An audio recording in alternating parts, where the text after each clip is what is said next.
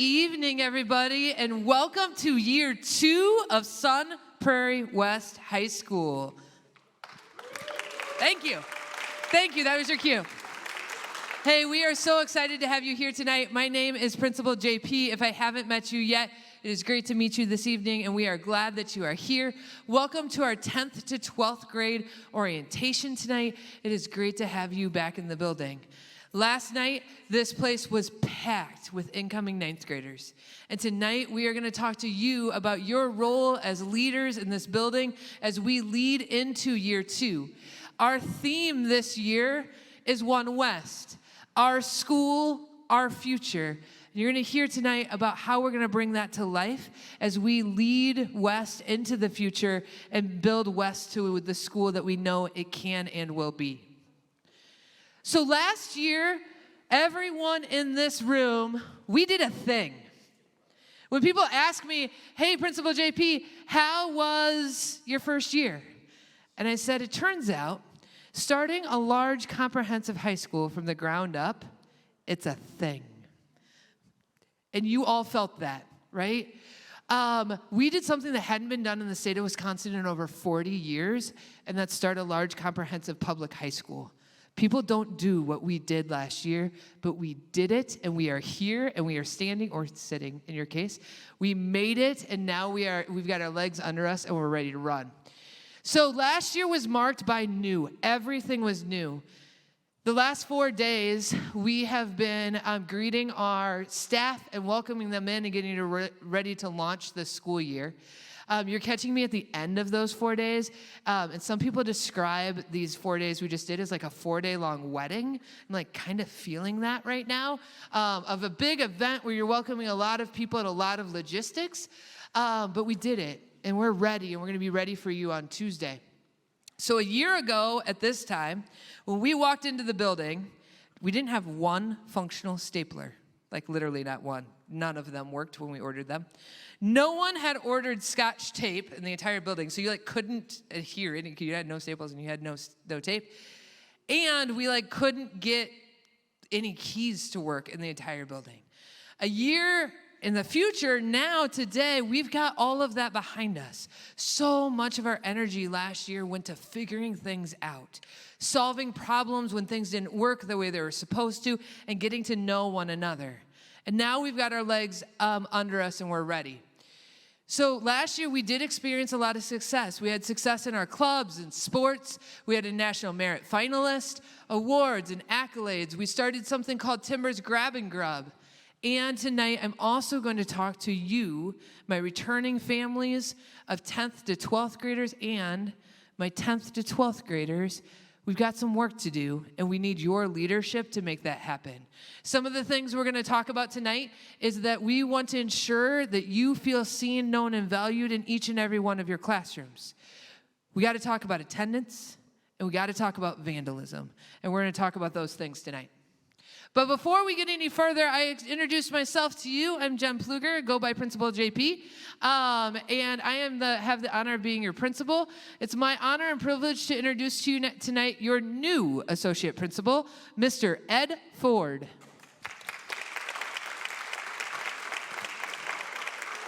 Hey guys, so nice to meet you. So thrilled to be here. As you know, this is my first year at Sun Prairie West. Last year and in previous years, I was a dean of students at Madison East High School. So I'm just really thrilled to be here and working as your associate principal. Really excited to be here. Dr. Chai Lee is also the other associate principal who unfortunately couldn't be here tonight. But as a team, we're just really looking forward to starting the year strong and having a good, successful year. So thank you again for having me here tonight. Don't worry, he'll be back in a little bit. All right, so as we dive into year 2, I didn't include this slide last night with the 9th graders because we were really talking about what it means to be a 9th grader, how we help them experience success. You are now my leadership that I'm leading on to move us forward. And so I share with you our guiding vision for this school year and beyond. So this is our equity vision here at Sun Prairie West and our theory of action of how we're going to get there. Our equity vision was created last year in a collaboration between staff and students and parents and caregivers. And here is the school that we are creating. Sun Prairie West High School is an intentional school community where students, staff, and families feel seen, valued, and heard. We work to understand our own story and the story of others, identify and eliminate barriers, problem solve solutions, build relationships, actively listen to and lift the voices of our students in order to create an equitable opportunities and outcomes. Our community supports and empowers high expectations for all students and all staff so that all students are college, career, and community ready. That's the West High School that we are creating. So how are we going to do that? This year, we are focused on a couple of things. First, we are going to co-create and implement consistent expectations for staff and students. Tonight, you're going to hear about a couple of things that we're going to be focusing on commonality, things that are going to be common across different places that last year were like scattered. Second, we are going to focus on our staff continually growing in their racial consciousness through learning, reflecting, and revisiting their role in disrupting inequities. We started that work this week in circles, restorative practice circles where staff are starting to get to know one another in deeper ways. We build systems of communication with and for students / caregivers and staff to invite and engage everyone in the learning environment. Ta-da!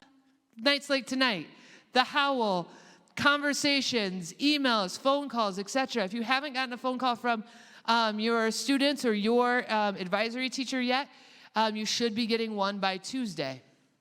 And we are focusing on professional learning teams, teachers truly collaborating together about how we're teaching the block. So when I talked to students last year who were in the hallway instead of being in class, and I sat down with them and I said, hey, tell me what's up. Why aren't you in class? The number one answer I got was, Principal JP, 86 minutes is simply too long for me to sit.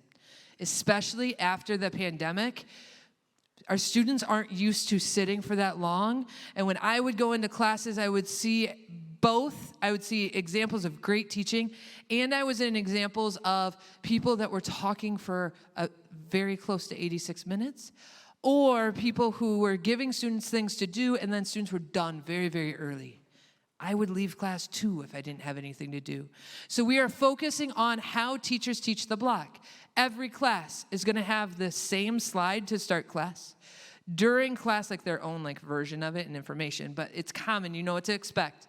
During the block, they're going to focus on different activities, 3 different activities during the time of the block with transition and movement in them. So you're not just sitting still. And then closing up together. You're going to experience this in just a moment. We're trying to model it for you here tonight. All right, as we are going into this new year, honest answer, if I say CARES, how many of you know what I'm talking about? CARES means something to you. Okay, that was a whole lot better than our 9th graders last night that also should have known something about CARES. There were a whole lot more 9th graders in here, and no one raised their hand. I told them I'm not going to tell their middle schools on them, but thank you. I'm glad that you knew what CARES was. Last year, all secondary schools used CARES. We were in the process of moving everybody around and launching new schools. Everybody used CARES. This year, we get to truly become wolves, and as wolves, we travel in a pack. So our new acronym, our new grounding belief as a community moving forward are these 4 words. We are going to focus on pride, doing everything that we can to our very best, always. Accountability, I'm going to talk about this more in a little bit, but being accountable to each other in a mutually respectful way in our community. Collaboration, that we are working together to solve problems and create solutions. And kindness, that we're thinking about other people as much or more than ourselves. All right, real talk. We had some problems last year, and we got to figure them out. And I need your leadership for this. 1, lunches. We got to focus on cleaning up after ourselves during lunches, including the courtyard. There were times we had to close the courtyard because it was disrespected and it was filthy. If I say the name Jose, how many of you know who Jose is? Okay, keep your hand up if you love Jose. Yes. Jose, I will go on record for this, so don't tell him this, okay? It's like a little secret. Not really. I don't keep secrets. But I'm working to try to get Jose nominated and voted for as Custodian of the Year this year. So if you guys can help me out with that, it happens in January. We're going to try to make it happen. Yeah? Cintas, Jose, Custodian of the Year. Alex moved to Oshkosh. We wish Alex well, and we will miss him. Dino moved from the night shift to the day shift. So it's now Jose and Dino on days. That's it, my people. We have 2 custodians in this entire building for the entire day. That's all.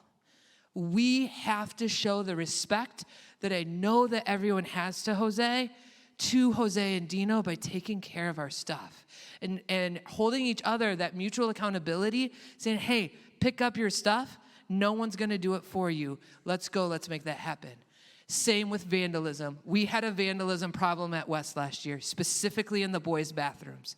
Some of you experienced the inconvenience of having bathrooms closed for a while because of it.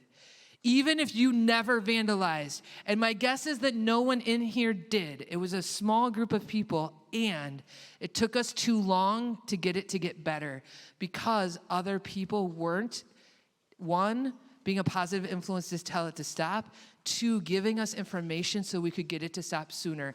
We have a remarkable building, and we cannot have it wrecked like it was last year. All right, and one of the things we're doing is we want to make sure that every single student is connected to a club or activity of some sort. How many athletes I got in the room?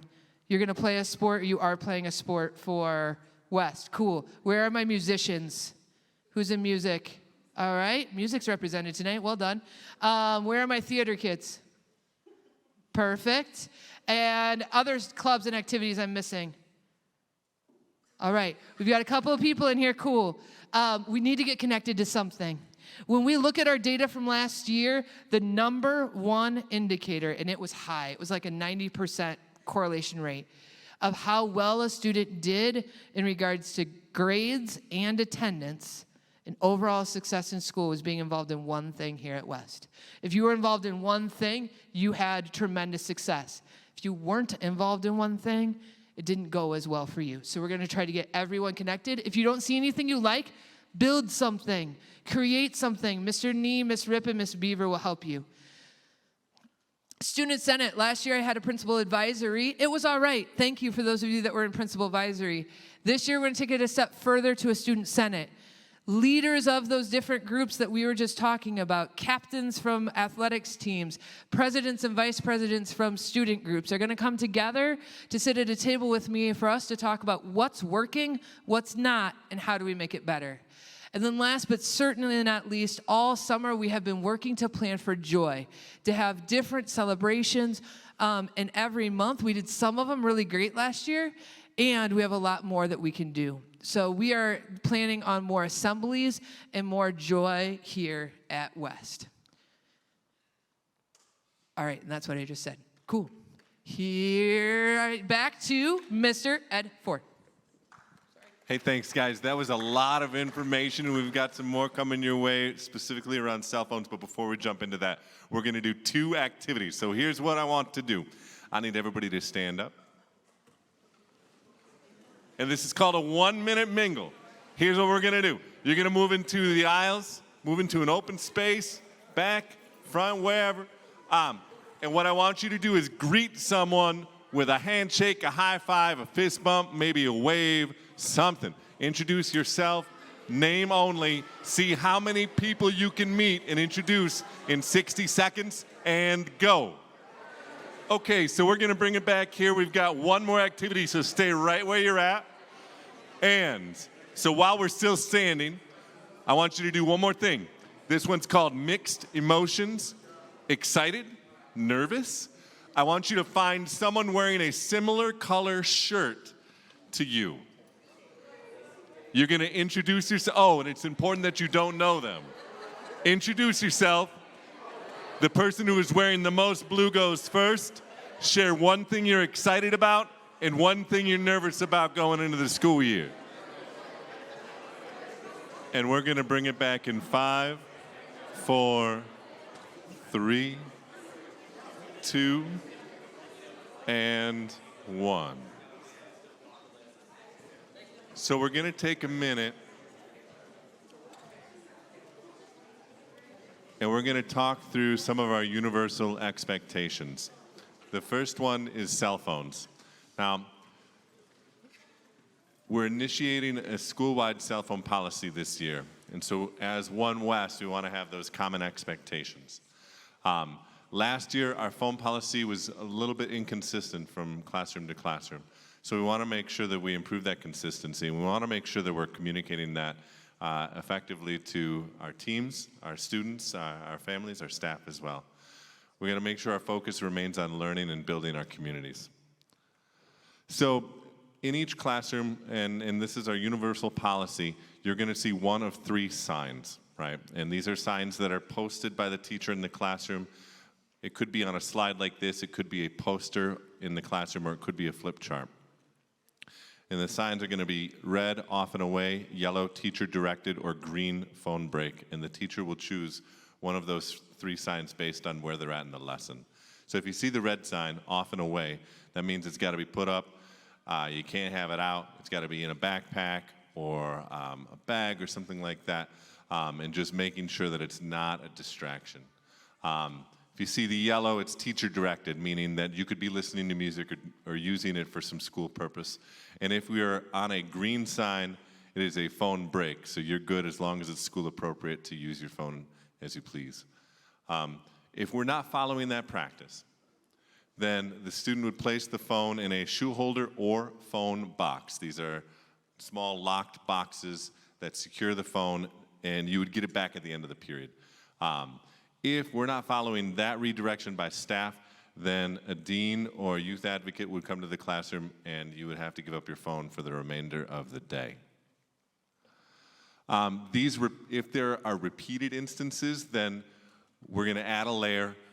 It will be documented in IC, and then we would be setting up a parent or caregiver meeting. We want to make sure that we're all on the same page with these expectations and that we're consistently following up. So we'll also be using restorative practices, restorative conversations or mediations to address this if needed. And while we don't always want to go this way, we could levy consequences like a lunch detention or an in-school suspension. Looking into lunch, by the way, we are shifting to a dine-in only campus. What this means is that we are going to eliminate any sort of like DoorDash or delivery service because we found that this led to some conflicts amongst peers with food getting stolen. We also learned that this would often result in a student leaving class before class is over, so we're missing out on that instructional time. So we are agreeing, and this is a West policy and an East policy, that we're no more DoorDash or delivery to the school. It also compromises our district wellness policy, and so there's a number of variables contributing to this. So yeah, no DoorDash, Grubhub. We do have other options. So the FFA is partnering with School Nutrition.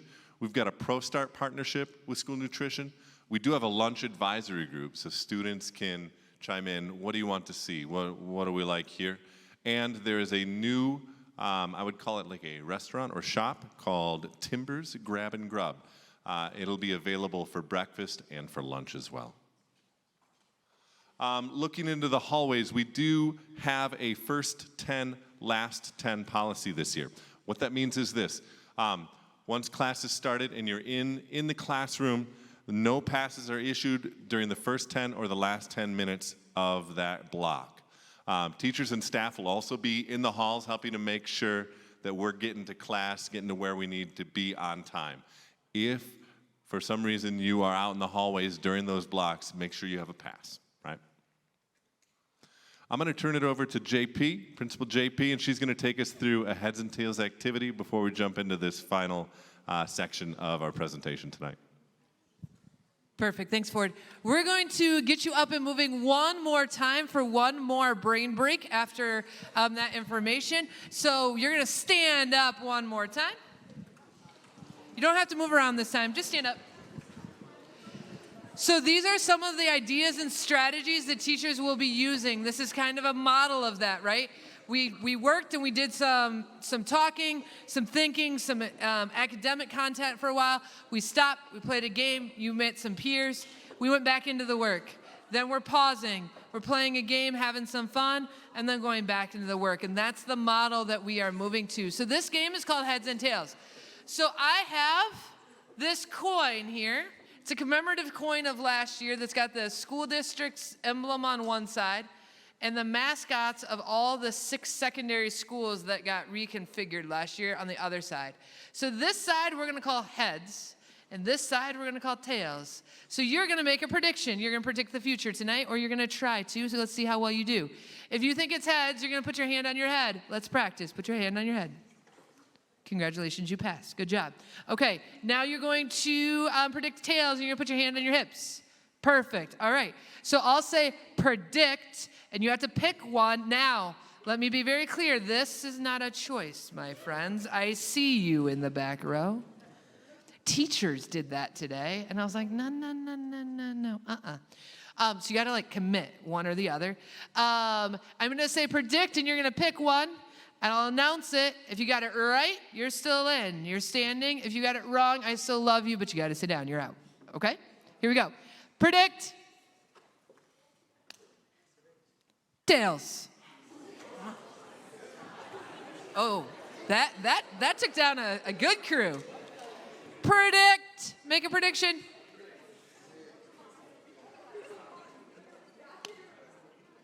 Heads.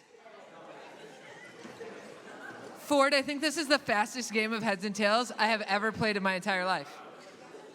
All right, we're down to like 4. All right, ready? Predict. You got to make a choice. Okay.